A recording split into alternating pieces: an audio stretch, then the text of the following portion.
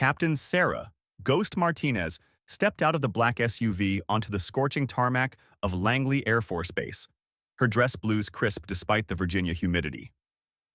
The massive hangar ahead housed some of the most advanced fighter aircraft in the world, and she was about to become part of their elite squadron. At 28, she had already earned her wings on F-16s and F-35s, but the F-22 Raptor was different. It was the apex predator of the skies, and its pilots were treated like modern knights. The base buzzed with activity as ground crews serviced the sleek, angular fighters. Sarah had dreamed of this moment since she was 12 years old, watching her father work as a mechanic on military aircraft.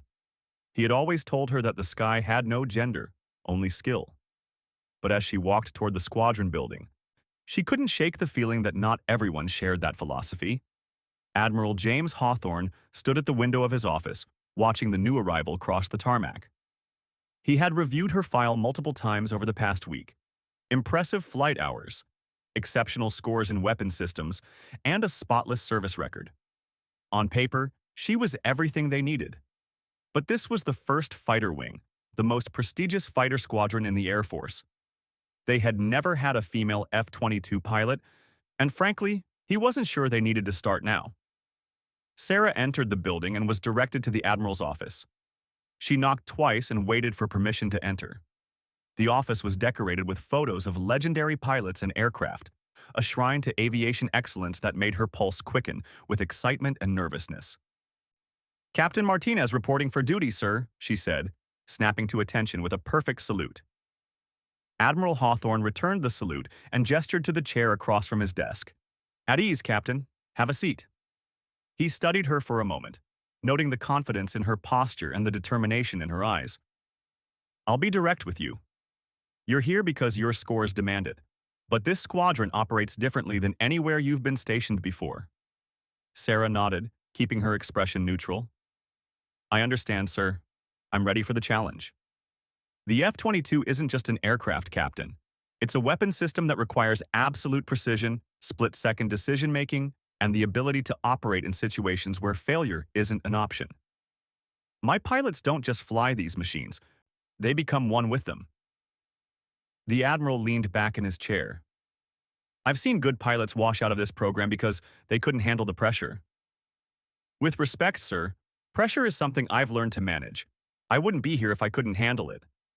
Admiral Hawthorne opened her file again. "Your F-35 squadron commander says you have excellent situational awareness and natural flying ability, but he also notes that you tend to be overly aggressive in combat scenarios." Sarah's jaw tightened slightly. She had heard this criticism before. "I prefer the term decisive sir. When you see an opportunity, you take it. Decisive can be good. Reckless gets people killed." The Admiral closed the file. "You'll be assigned to Blue Flight under Major Collins. He's one of our most experienced pilots, and he'll be evaluating your performance over the next 6 months.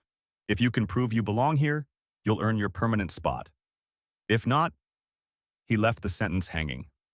Sarah stood and saluted again. "I won't disappoint you, sir." As she left the office, Admiral Hawthorne watched her go. He hoped she would prove him wrong, but experience had taught him to be skeptical of pilots who had something to prove. The F-22 demanded respect, and overconfidence was often punished severely. Major Tom Collins was waiting for Sarah outside the Admiral's office. He was a tall, lean man in his late 30s, with graying temples and the easy confidence that came from thousands of flight hours. His call sign was Viper, and it suited him perfectly. "Welcome to the squadron, Martinez. I'm your flight leader." He extended his hand, which she shook firmly. "Hope you're ready to work because we don't take it easy on the new guys, or in your case, the new girl." Sarah bristled slightly at the comment, but kept her voice level. "I'm ready for whatever you've got, Major," Collins smiled. "We'll see. First thing you need to know is that flying the Raptor isn't like anything you've done before.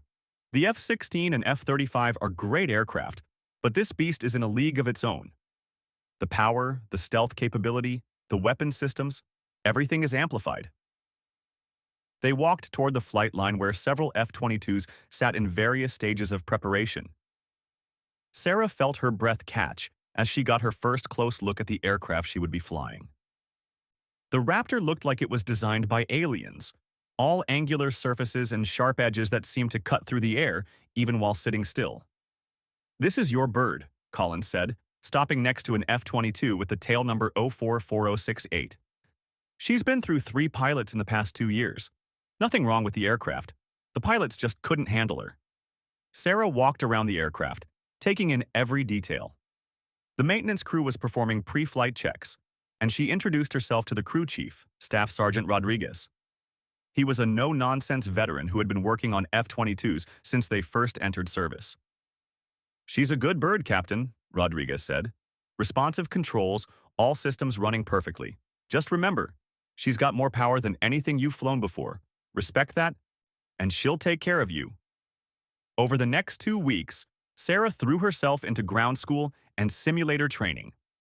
The F-22 systems were incredibly complex, integrating stealth technology, advanced radar, and weapon systems that could engage multiple targets simultaneously. She studied late into the night, memorizing every switch, every procedure, every emergency protocol. The other pilots in the squadron watched her with a mixture of curiosity and skepticism. Some were openly supportive, like Captain Jake Bulldog Williams, who had flown F-35s at the same base where Sarah had been stationed. Others, like Captain Rick Razor Thompson, made it clear they thought she was getting special treatment because of her gender. "I just don't see why we need to change what's been working for years," Thompson said one evening in the squadron bar. "This isn't about being against women in combat. It's about maintaining standards." Sarah overheard the comment from across the room but chose not to respond. She knew that her flying would have to do the talking. Words wouldn't convince these men. Only performance would. Her first flight in the F-22 was scheduled for a Thursday morning. Sarah arrived at the squadron building 2 hours early, going over her flight plan and weather briefings one more time. Major Collins would be her wingman for the initial checkout flight, a basic familiarization mission to get her comfortable with the aircraft's handling characteristics. As she suited up in her flight gear, Sarah felt the familiar pre-flight butterflies in her stomach. This was it, the moment she had worked toward for years. The G-suit felt different than what she was used to, designed specifically for the high G maneuvers that the F-22 was capable of performing. Staff Sergeant Rodriguez met her at the aircraft for the pre-flight inspection. "First time in a Raptor, Captain?" "Yes, but not my first rodeo," Sarah replied, beginning her external inspection of the aircraft. She checked every surface, every panel, every external system with methodical precision. "The Raptor's got some quirks," Rodriguez explained as they worked. "She's sensitive to weight and balance, more so than other fighters. And the thrust vectoring takes some getting used to. Don't fight the aircraft. Work with her." After completing the pre-flight, Sarah climbed into the cockpit. The seat was positioned higher than in other fighters, giving her an excellent view in all directions. The cockpit itself was a marvel of modern technology, with large multifunction displays providing all the information she needed at a glance. Colin's voice crackled through her headset. "Ghost, you ready for your first dance with the Raptor?" Sarah ran through her final pre-start checks. "Ready as I'll ever be, Viper. Remember what we talked about in briefing. Take your time, get a feel for the controls, and don't try to push the envelope on your first flight. The Raptor will teach you what she's capable of gradually." Sarah started the engines, feeling the massive Pratt & Whitney turbofans come to life beneath her. The sound was different from any aircraft she had flown before. Deeper, more powerful, almost like a caged lion waiting to be released. Taxi clearance came from the tower, and Sarah eased the throttles forward. The aircraft responded immediately, almost eager to move. She could feel the power even at idle thrust, and it was intoxicating. Langley Tower, Ghost and Viper, flight of 2, ready for departure. Ghost flight, cleared for takeoff runway 21, winds 210 at 15, contact departure on 125.9. Sarah lined up on the center line and advanced the throttles. The acceleration was breathtaking, far beyond anything she had experienced before. The F-22 leaped off the runway after what felt like only a few hundred feet of ground roll, and suddenly she was airborne in one of the most advanced fighters ever built. "How's she feeling, Ghost?" Collins asked from her right wing. Sarah checked her instruments and tested the controls. The stick response was incredibly sensitive, requiring just the lightest touch to command the aircraft. "She's alive," Sarah replied, unable to keep the excitement out of her voice. They climbed to 20,000 feet, where Sarah began basic maneuvering exercises. The F-22 responded to her inputs like it was reading her mind. A slight pressure on the stick produced immediate results, and the aircraft seemed to anticipate what she wanted to do next. "Let's try some turns," Collins suggested. "Start easy and build up. Remember, this isn't your F-16. Sarah rolled into a gentle left turn, feeling the G-forces build. The aircraft held the turn effortlessly, and she could sense the massive amount of thrust available if she needed it.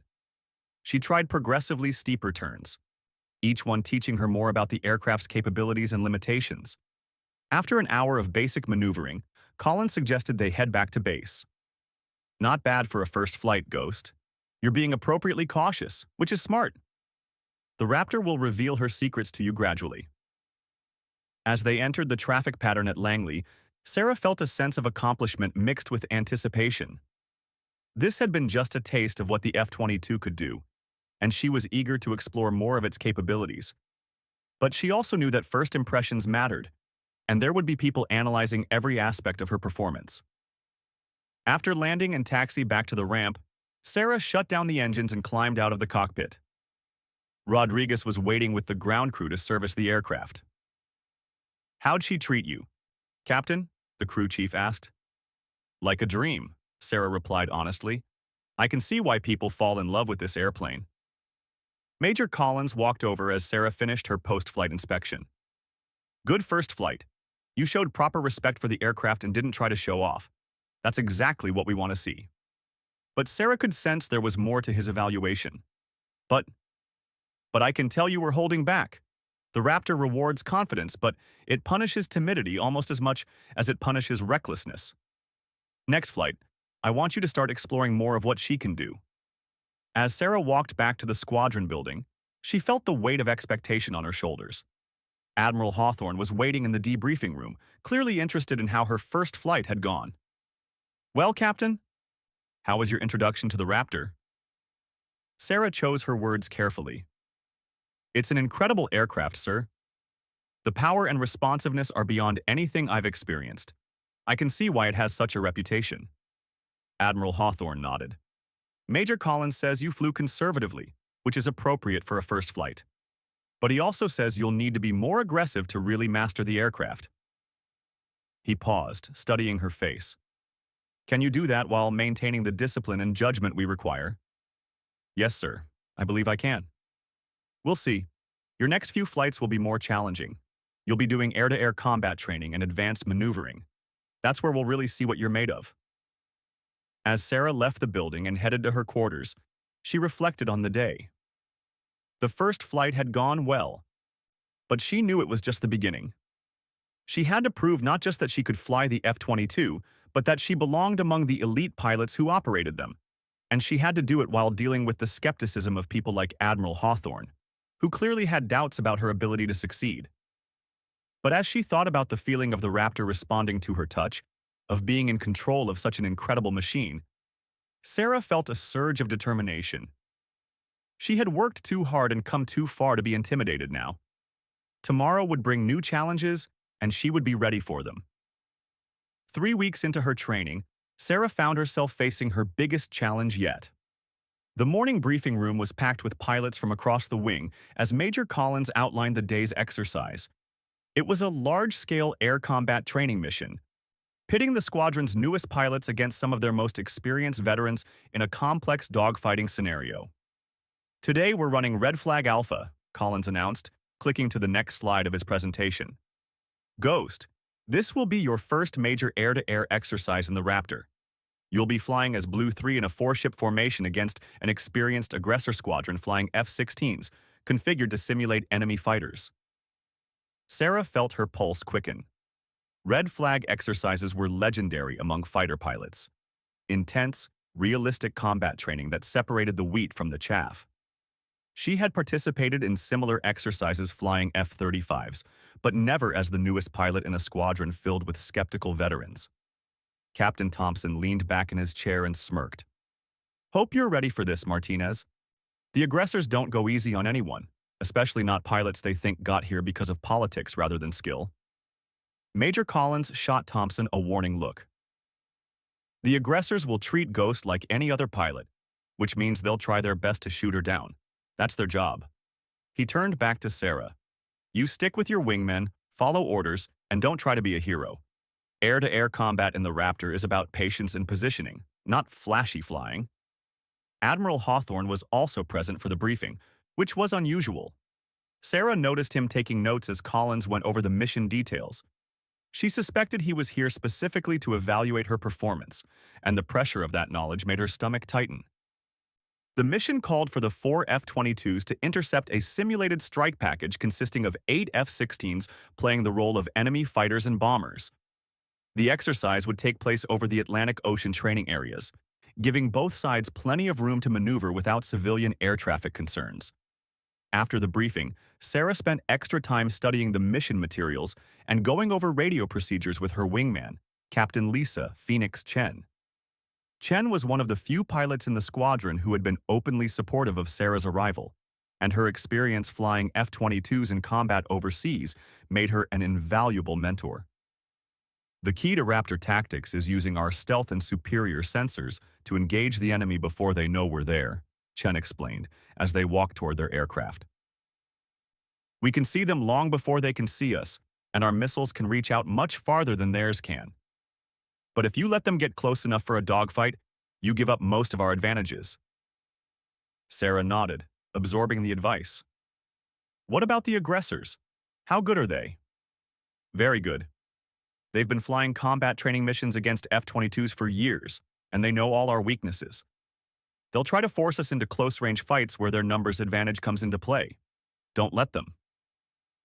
The pre-flight routine felt more intense than usual. Staff Sergeant Rodriguez and his crew had loaded live AIM-120 AMRAAM missiles and AIM-9 Sidewinders, though with training warheads rather than actual explosives. The weapons pylons were retracted into the aircraft's internal bays, maintaining the F-22's stealth profile.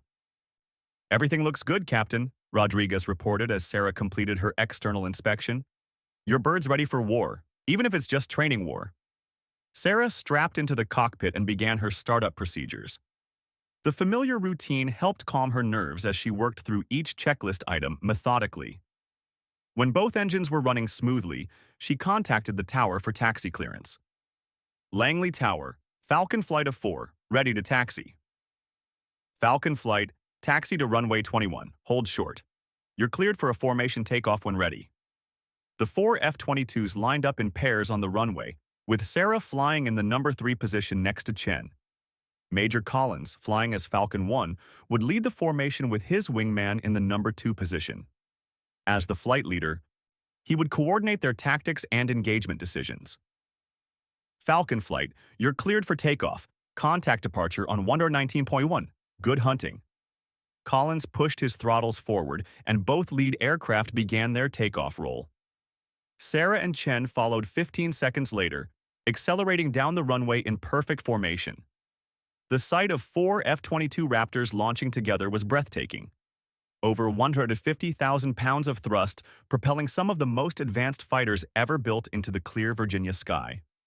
Once airborne, the formation climbed rapidly toward their assigned patrol area. At 30,000 feet, they leveled off and began their search for the aggressor aircraft. The F-22's AN/APG-77 radar system could detect enemy aircraft at ranges exceeding 100 miles while remaining virtually invisible to their radars. Falcon 1 has multiple contacts, bearing 090, range 85 miles, Collins reported over the radio. Count 8 bandits in 2 groups of 4, approaching from the northeast. Sarah checked her own radar display and could see the contacts Collins had identified. The aggressors were flying directly toward them, apparently unaware of the F-22's presence. It was exactly the type of engagement scenario that the Raptor was designed to dominate. "Falcon Flight, we'll take the northern group first," Collins ordered. "Falcon 1 and 2 will engage the lead element. Falcon 3 and 4 take the trailing element. Weapons are free. Repeat, weapons are free. Sarah's heart rate spiked as she heard the authorization to engage. This was it, her first air-to-air combat, even if it was simulated.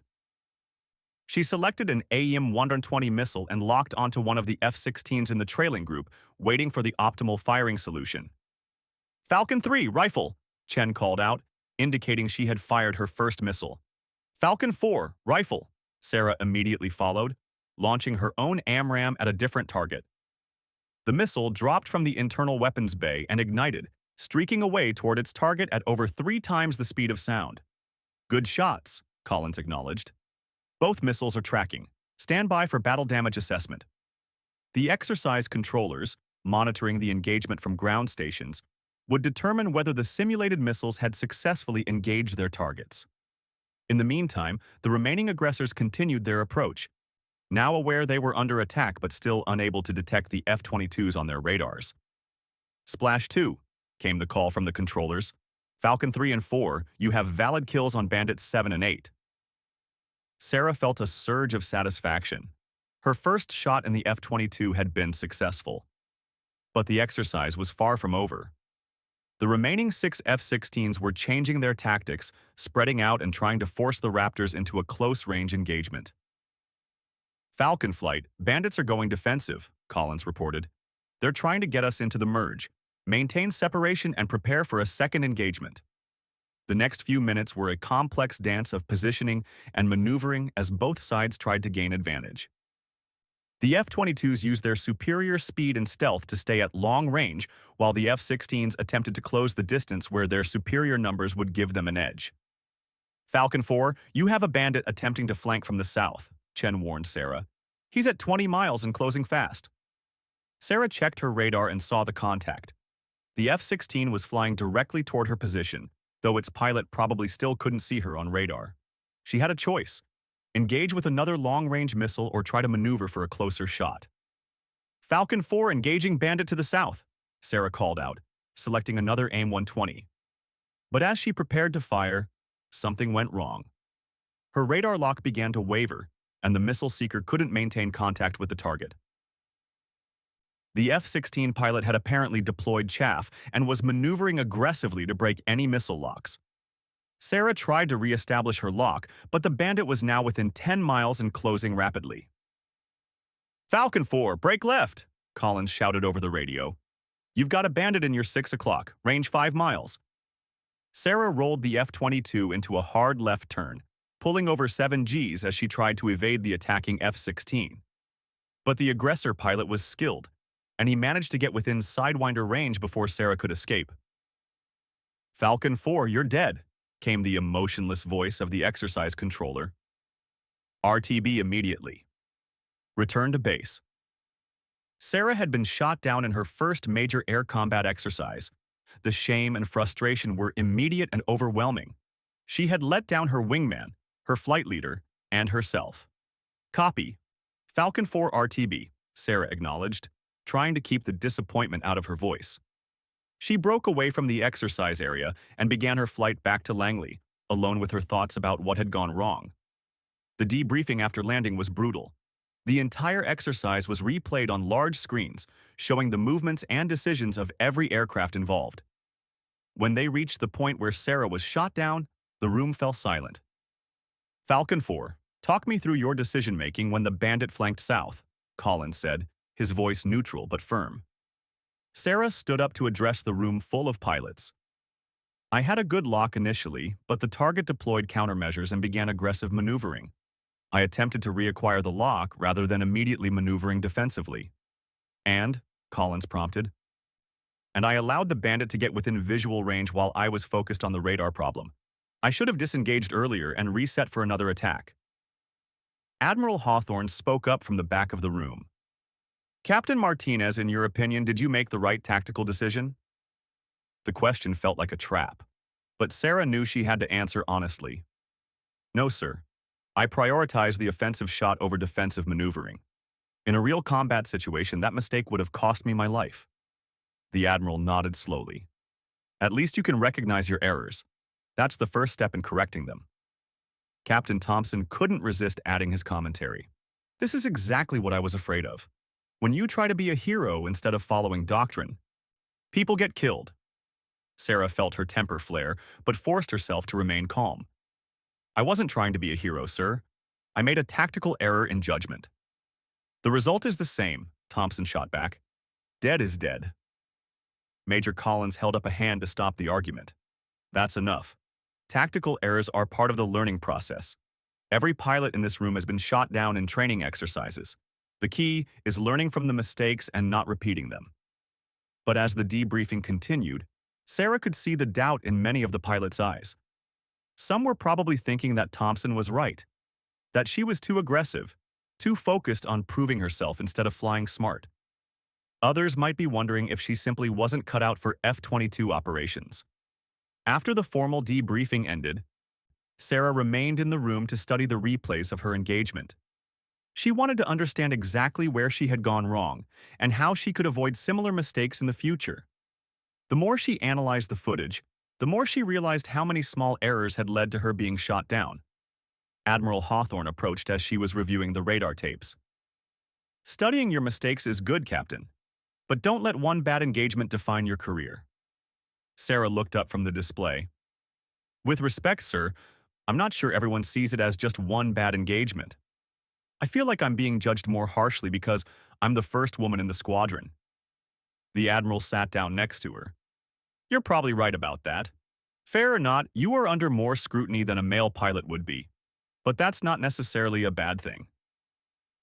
The pressure will make you a better pilot if you let it. And if I don't let it, then you'll wash out of the program, and it will be a long time before another woman gets a chance to fly F-22s. Hawthorne's words were blunt but not unkind. I'm not going to sugarcoat this for you, Captain. Your performance today raised questions about your judgment and tactical decision-making. You need to prove those questions wrong. Sarah nodded, understanding the weight of responsibility she carried. It wasn't fair, but it was reality.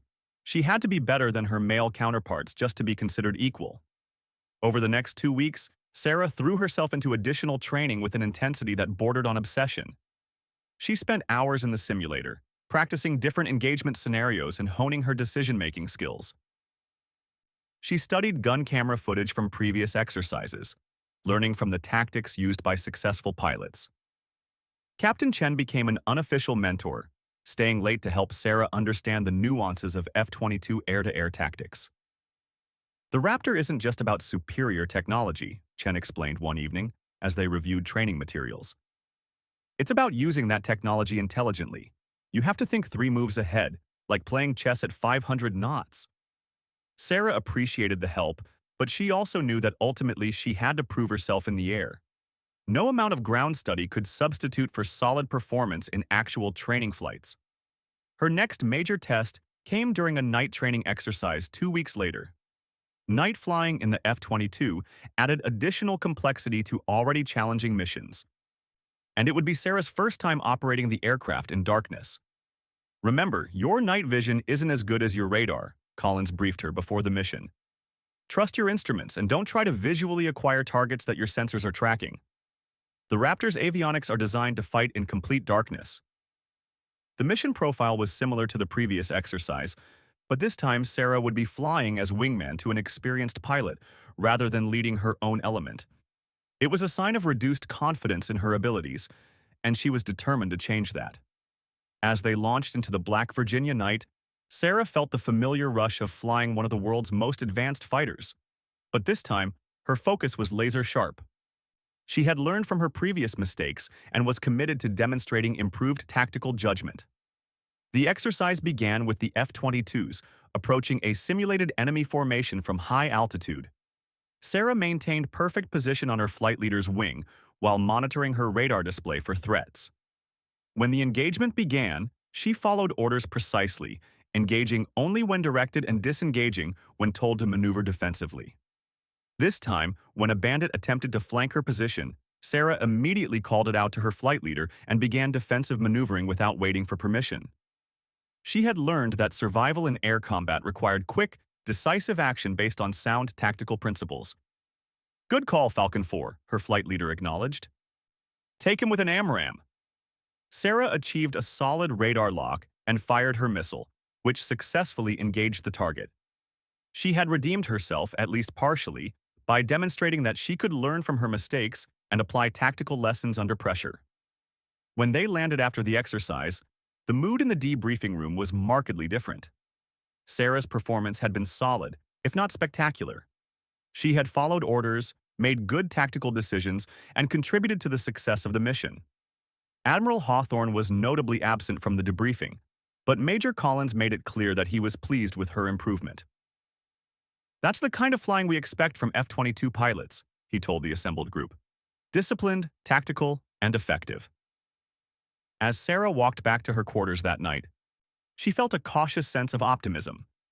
She had begun to prove that she belonged in the squadron, though she knew one good mission didn't erase the doubts that still existed. The real test would come in the weeks ahead as she continued to build experience and demonstrate her capabilities as an F-22 pilot. But she could sense a subtle shift in the attitudes of some of her squadron mates. Where once there had been skepticism and hostility, she now detected a grudging respect for her professionalism and dedication to improvement. It was a start, and she was determined to build on that foundation. 6 months into her assignment, Sarah faced the ultimate test of her skills and judgment. A real-world crisis erupted when hostile aircraft violated U.S. airspace near the Alaskan coast, prompting an immediate scramble of F-22 Raptors from multiple bases. Sarah's squadron was tasked with intercepting unknown aircraft that had appeared on radar screens flying toward critical infrastructure in the Pacific Northwest. The alert klaxon shrieked through the squadron building at 0347 hours, jolting Sarah awake in the ready room where she had been catching a few hours of sleep during her alert duty rotation. She was fully dressed and running toward her aircraft within 2 minutes, her training taking over despite the fog of interrupted sleep. "Ghost, Phoenix, your primary interceptors," Major Collins shouted over the noise of engines starting throughout the flight line. "Unknown aircraft, multiple contacts, bearing 180 degrees from Anchorage. They've ignored all radio calls and are heading directly for Seattle." Sarah's pulse hammered as she sprinted toward her F-22. This was no exercise. This was the real thing. Staff Sergeant Rodriguez and his crew were already preparing the aircraft, loading live missiles and conducting rapid pre-flight checks under the harsh glare of floodlights. "Birds ready, Captain," Rodriguez called out as Sarah approached. "Full weapons load, all systems green. Bring her back safe." Sarah barely had time to acknowledge him before climbing into the cockpit. Her pre-flight checklist, usually methodical and careful, was compressed into essential items only. Within 8 minutes of the alert, she was taxiing toward the active runway with Captain Chen beside her. "Langley Tower, Ghost and Phoenix flight, ready for immediate departure. Ghost flight, cleared for takeoff. Contact departure immediately upon airborne. Vector 320, climb and maintain flight level 400. Emergency authority approved." The F-22s launched into the pre-dawn darkness, their afterburners painting twin columns of blue flame against the black sky. Sarah had never used emergency authority before. It meant they were cleared to operate at maximum performance without regard to normal peacetime restrictions. As they climbed through 30,000 feet, Sarah's radar began picking up the contacts that had triggered the alert. 5 aircraft flying in loose formation, approximately 400 miles northwest of their position and heading southeast at high speed. The radar signatures didn't match any known civilian aircraft, and their flight path would take them directly over major population centers. "Ghost, Phoenix, this is Huntress," came a voice from the AWACS aircraft coordinating the intercept. "Your targets are bearing 310, range 380 miles, altitude 25,000 feet. They have not responded to any radio calls and are squawking no transponder code." Sarah felt her mouth go dry. This was exactly the type of situation that F-22 pilots trained for but hoped never to encounter.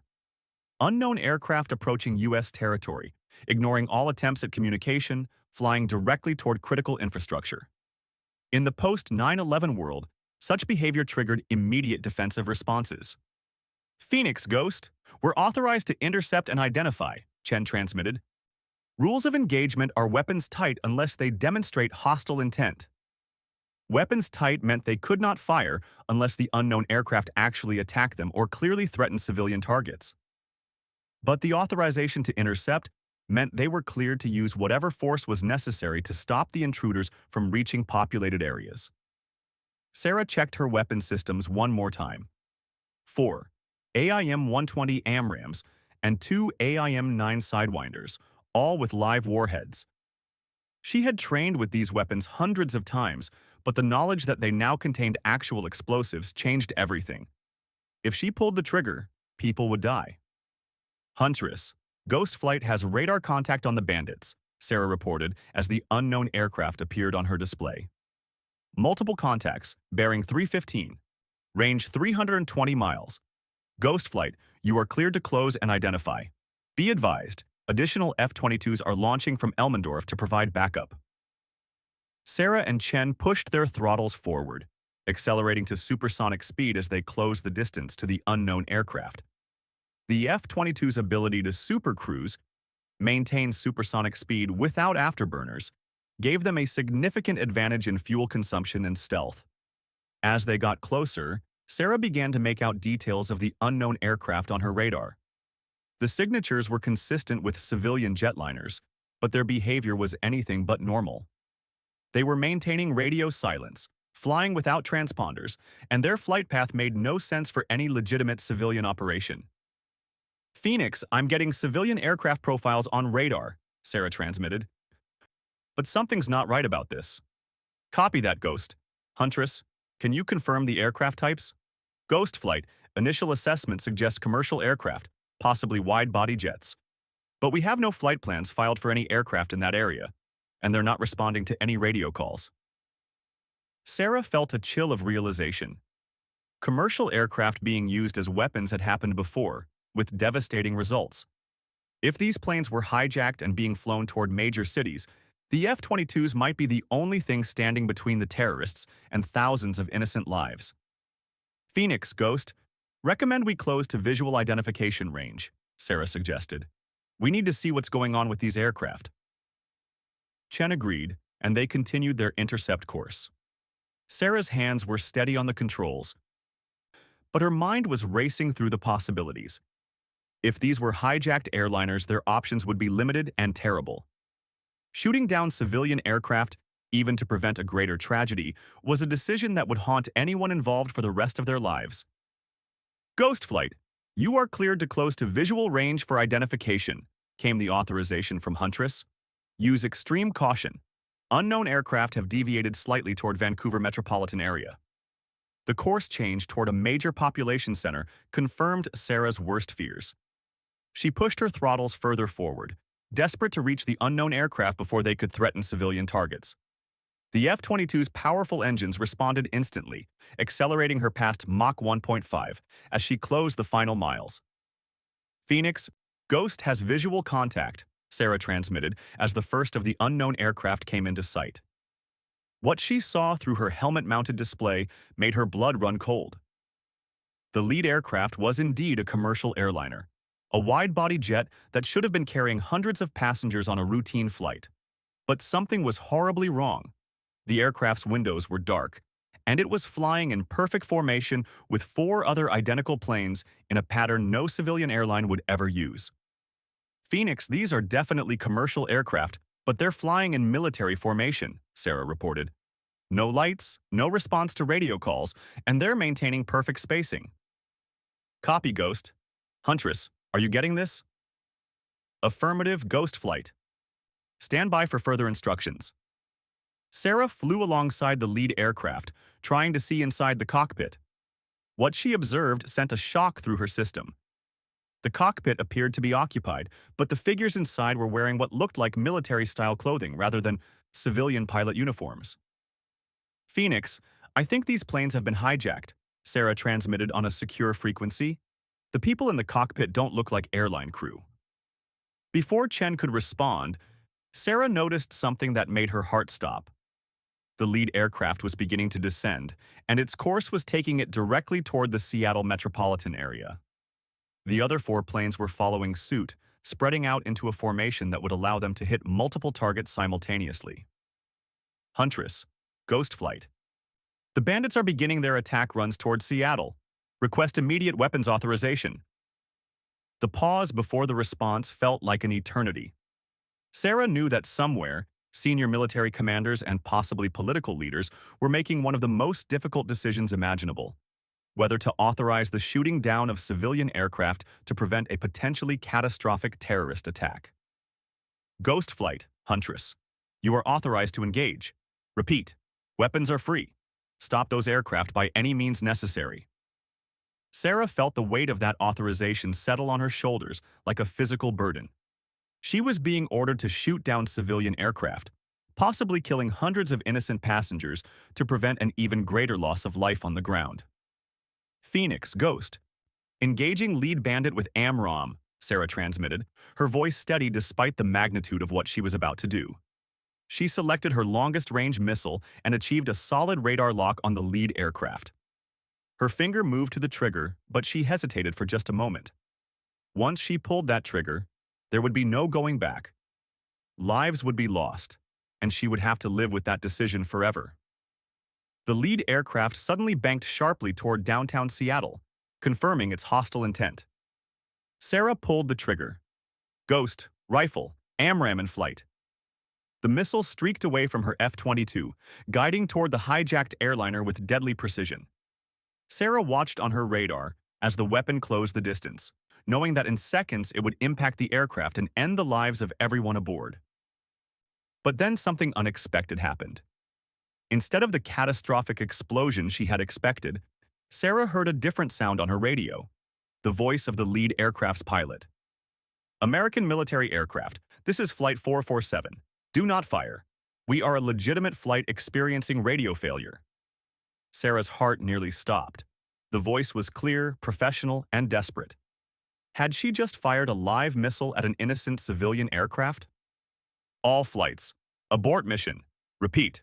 Abort mission. Came an urgent transmission from Huntress. Stand down immediately. But it was too late. Sarah's missile was already in flight, and there was no way to recall it. She watched in horror as it closed the final distance to the aircraft she now believed might be innocent. Phoenix, Ghost. Emergency evasive maneuvers, Sarah shouted to the aircraft she had just targeted. Brake left immediately. The airline pilot, despite his confusion about what was happening, responded to the urgency in Sarah's voice. The large aircraft rolled into as steep a turn as its design would allow, desperately trying to evade the incoming missile. Sarah held her breath as she watched the drama unfold on her radar screen. The missile, designed to destroy fighter aircraft, was having difficulty tracking the large, slow-moving airliner through its evasive turn.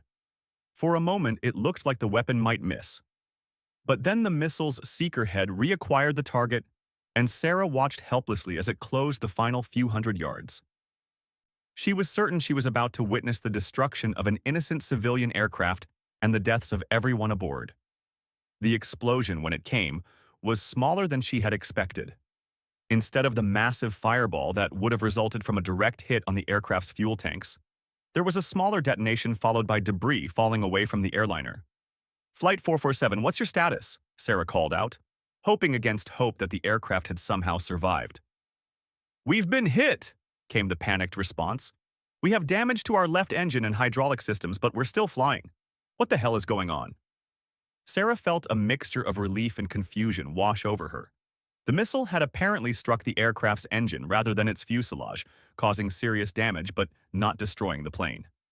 But she still didn't understand what had happened or why the aircraft had been behaving so strangely. Huntress, Ghost Flight. Target is damaged but still airborne. Request clarification on the situation. The answer, when it came, explained everything and made Sarah realize how close she had come to a catastrophic error. The 5 aircraft were indeed civilian airliners, but they had been participating in a classified military exercise designed to test air defense responses to potential terrorist attacks. A communications failure had prevented them from responding to radio calls, and their military-style formation flying was part of the exercise protocol. What should have been a routine training mission had turned into a near disaster when the communication breakdown made the exercise aircraft appear to be actual threats. Sarah had followed orders and performed exactly as she had been trained, but the result had been the near destruction of an innocent aircraft. The aftermath of the incident was swift and comprehensive. The damaged airliner made an emergency landing at SeaTac Airport, and fortunately, none of the passengers or crew were seriously injured. But the incident sent shockwaves through the military aviation community and led to immediate investigations into what had gone wrong. Sarah found herself at the center of a media storm when news of the incident leaked to the press. Headlines screamed about a female fighter pilot who had nearly shot down a civilian airliner, and critics questioned whether women had the judgment necessary to operate in high-stress combat situations. Admiral Hawthorne called Sarah into his office the day after the incident. She expected to be relieved of duty, possibly court-martialed, and certainly blamed for a near-catastrophic error in judgment. "Captain Martinez, I've reviewed the complete timeline of yesterday's incident," the Admiral began, his expression unreadable. "I want to hear your assessment of what happened and how you handled the situation." Sarah had spent the previous night replaying every moment of the encounter, analyzing her decisions and trying to understand how she could have done things differently. "Sir, I followed the rules of engagement as I understood them," she said carefully.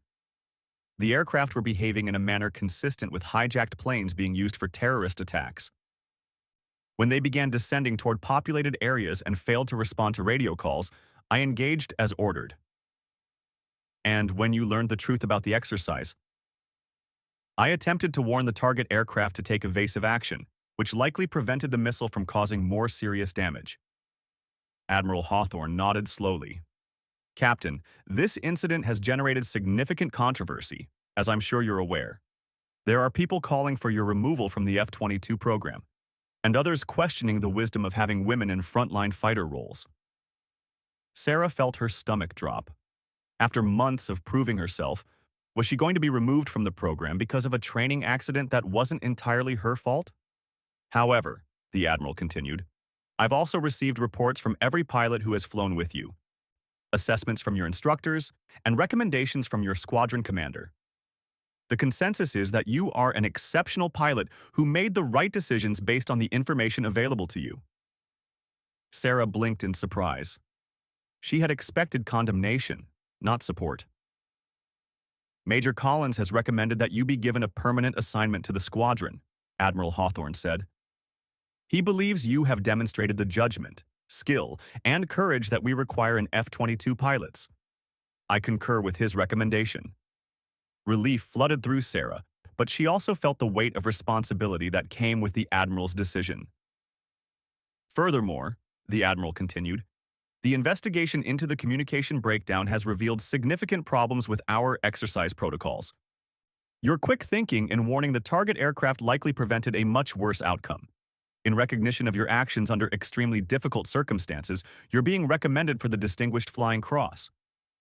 Sarah was stunned. Instead of being punished for nearly shooting down a civilian aircraft, she was being decorated for her performance in an impossible situation. "Sir, I don't understand. I almost killed innocent people." "Captain, you performed exactly as trained under circumstances that would have challenged any pilot in this squadron. The fact that you had the presence of mind to attempt to warn the target when you learned the truth speaks to your character and judgment." Admiral Hawthorne stood up and extended his hand. "Welcome to the squadron, permanently. I was wrong to doubt whether you belonged here." As Sarah shook the Admiral's hand, she realized that her call sign had taken on new meaning. She had been dubbed Ghost because of her ability to appear seemingly out of nowhere during training exercises. But now it also represented her near-invisible presence as a barrier between innocent civilians and potential threats. In the months that followed, Sarah continued to excel as an F-22 pilot. The incident over the Pacific Northwest became a case study in military decision-making, and her handling of the situation earned respect throughout the fighter pilot community. She had proven that she belonged not just as a woman in a male-dominated field, but as a warrior capable of making life-and-death decisions under impossible pressure. The call sign Ghost became legendary among F-22 pilots, representing not just stealth in the air, but the invisible guardianship that fighter pilots provided to the nation they served. Sarah had found her place in the sky, and no one would ever question her right to be there again.